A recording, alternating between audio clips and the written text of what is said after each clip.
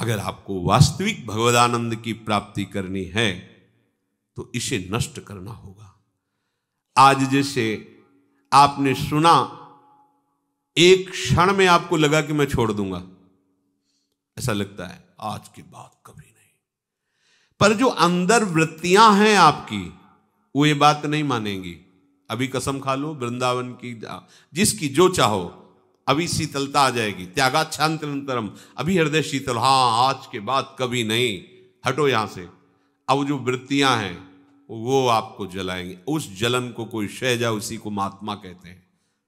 तास्तितिक्षस्व भारत, उनको सहन करो, बस वो शांत हो जाएंगी। सहन करना बड़ा ही कठिन है। जो सहन कर लेता है वही जीते जी जीवन मुक्त है। एक केवल ये प्रश्न का समाधान कर लो। उस दिन एक श्रृंगार के बाद यही कहा था कि और सब कुछ ठीक चलेगा, ठीक है, लेकिन आपको इस इंद्री पर विजय प्राप्त करनी पड़ेगी, जनेंद्री पर। ये अगर नहीं संभली तो साहब ज्ञान बकवास ही रहा, केवल बातें बनाते रहो, कुछ हाथ नहीं लगेगा। आप खुद अंदर से देख लो, कोई दिव्यता, कोई अनुभूति, कोई भगवदानंद, ये सब बातों में रहेगा, हृदय में, अनुभव में नहीं आएगा। ऐसी वैष्णोजन के दर्शन के लिए नरसिंह मेहता कहते, काछ वाच मन निश्चल राखे, धनि धनि जननी तेरी रे, भड़ नरसैया दर्शन पावा। बड़े भाग्य जो ऐसे महात्मा के दर्शन हो जाए। काछ वाच मन निश्चल राखे, जो किसी कामिनी की तरफ मन को नहीं जाने दिया, जो वाणी को कभी प्रपंच की वार्ता में नहीं लगाया, और जो कभी लंगोटी का कच्चा नहीं हुआ, वही सच्चा महात्मा है।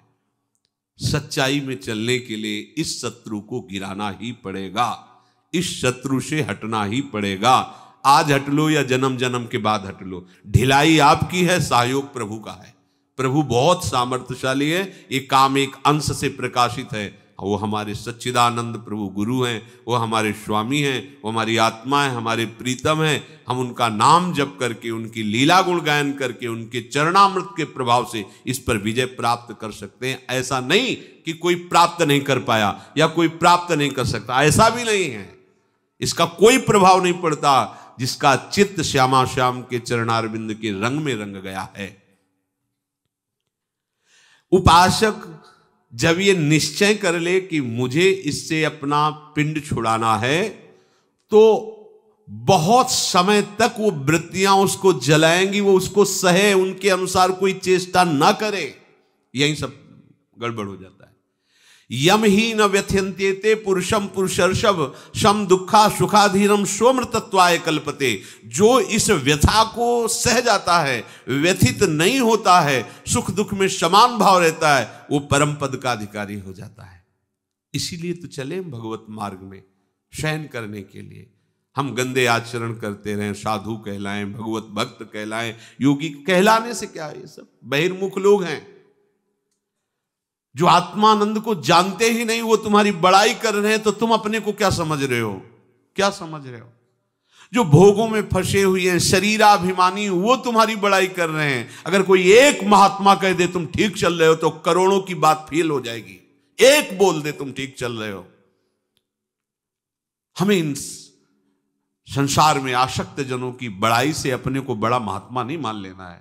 कुछ नहीं, कोई निर्णय नहीं है, कोई उनमें वो विवेक शक्ति नहीं है। हम उनकी बातों को मानकर अपने को महात्मा मान लेते। अंदर झांक के देखो तुम्हारे अंदर क्या है, चाहे जिस वेश में हो। हमारा उद्देश्य भगवत प्राप्ति यदि हो गया है, चाहे गृहस्थ हो, चाहे विरक्त हो, कोई भी हो, वो धर्म के अनुसार चले, अपने धर्म के अनुसार चले। पूर्ण रूप से आप मुक्त हो जाओगे यदि आप इसको सहना सीख गए। पर है बहुत कठिन सहना, है बहुत कठिन। जिस प्रकार प्रकाश और अंधकार एक साथ कभी नहीं रह सकता, ऐसे ही काम और भगवदानंद एक साथ कभी नहीं रह सकता। यदि प्रकाश है तो अंधकार का लेश नहीं, यदि अंधकार है तो अभी सूर्य उदय नहीं हुआ, अभी ज्ञान का सूर्य उदय नहीं हुआ। संसार कामना और वासना में भागता रहता है। यदि तुम भी कामना और वासना में भाग रहे हो तो तुम कैसे उपासक हो? तुम संसारी हो। तुम्हें कोई ज्ञान नहीं हुआ, तुम्हारे अंदर कोई सिद्धांत नहीं है, इसलिए ये मिथ्या ज्ञान, ये मिथ्या साधन छोड़िए। और जिसे ईश्वर कहा गया है, परमात्मा कहा गया है, आत्मा कहा गया है, ब्रह्म कहा गया है, प्रभु कहा गया है, उसका आश्रय लेकर स्वप्नवत, कल्पनावत, मायाव्रत इस काम से अपने को बचा लीजिए। इस स्थिति को तू प्राप्त कर ले कि जन्म जन्म से जो तुझे रौंद रहा है ये काम तुझे आकर्षित न कर पावे। जब तक तुझे सच्चा ज्ञान नहीं होगा तब तक ये काम घसीटता रहेगा, तब तक तेरे हृदय की जलन मिटेगी नहीं। अछत काम सुख सपन्यों, ना स्वप्न में भी तुझे शांति नहीं मिलेगी। इहा मूत्र विरक्तस्य नित्या नित्य विवेकिनः आश्चर्यम मोक्ष कामास्य मोक्षादेव विभीषिका। संसारी द्वंद्वों में जीता है उपासक, द्वंद्वातीत होता है। अच्छा बुरा, लाभ हानि, सुख दुख, आसक्ति घृणा, जय पराजय, संघर्ष शांति, ये सब संसारी के जीवन में होते हैं, साधु के जीवन में नहीं, उपासक के जीवन में नहीं। संसार में रह करके वो संसारियों से भिन्न होता है उपासक। मृत्यु होने पर तो सबके छूट जाते हैं,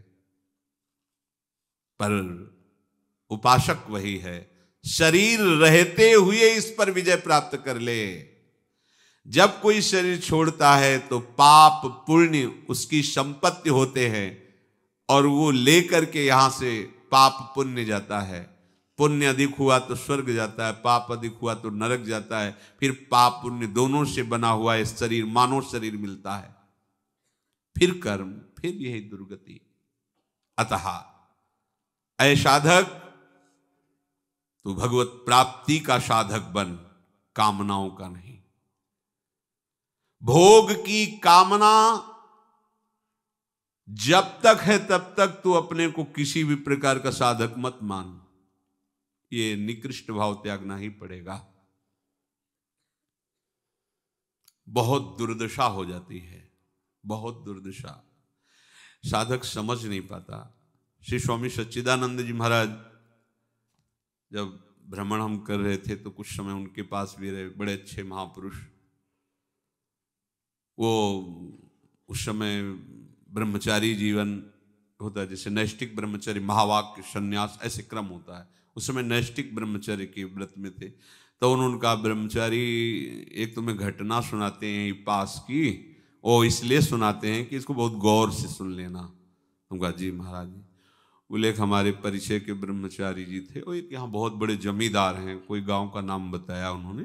कहा वो जमींदार हैं, वो संतों को भगवान मानते हैं। कोई भी संत चला जाए बिल्कुल भगवान का स्वरूप मानकर उनकी आरती पूजा, और घर एकदम उनके लिए फ्री। कहीं बैठो, किसी से बात करो, मतलब उनका बड़ा भगवत भाव। बोले वो ब्रह्मचारी जी उनके यहाँ 10-10 दिन रुकने लगे। जब हमें पता चला तो जब हमारे पास कभी आए तो उनको कहा, बिल्कुल बिल्कुल सिद्धांत के खिलाफ मत चलो, शास्त्र आज्ञा नहीं करता। विरक्त को आज्ञा शास्त्र नहीं करता आप गृहस्थ के घर रुक जाओ, नहीं। आप अगर रात्रि हो रही है, किसी नगर में, गांव में है, तो देवालय में रुकिए, भिक्षा ले लीजिए, देवालय में पाइए। गृहस्थों के आसनों पर शयन करना, उनके घर में कई दिन तक रहना, ये ठीक नहीं। अगर कहीं ऐसा बन भी जाए संयोग कि उनके घर में रहना है, तो उनके घर के बाहरी हिस्से में, जैसे छप्पर पड़ा है, खपरेला पड़ा है या बारंडा है, एकदम खुले में चौड़े पे आसन लगाना चाहिए साधु को। कोठरी में, कमरे में, ऐसे अंदर नहीं, गृहस्थी के लिए ऐसा नहीं। उनको हमने समझाया। स्वामी जी सच्चिदानंद जी बोले कि आप 10-10 दिन जमींदार जी के यहाँ रहते हैं, यद्यपि वो बड़े श्रद्धालु हैं, पर शास्त्र विरुद्ध है, आपको ऐसा नहीं करना चाहिए। वो उनको बड़े उपनिषदों के सूत्र ज्ञान थे, तो वो हंस के स्वामी जी कहते कि देखो भाई, हम पढ़े लिखे ज़्यादा तो है नहीं, पर हम महापुरुषों से कढ़े हैं, इसलिए हम कह रहे हैं तुम गलत हो। अब आप हमारा उपनिषदों के सूत्रों से मुख बंद करना चाहें तो बात अलग। हम पहले कह रहे हैं पढ़े लिखे नहीं, पर महापुरुषों से कढ़े, वो बड़ा शिव स्वरूप एकदम ऐसा, मतलब जैसे पहलवान कोई, क्योंकि बाल ब्रह्मचारी और त्रिपुंड तो साक्षात लगता है कि महादेव बैठे हुए दंडधारी महात्मा।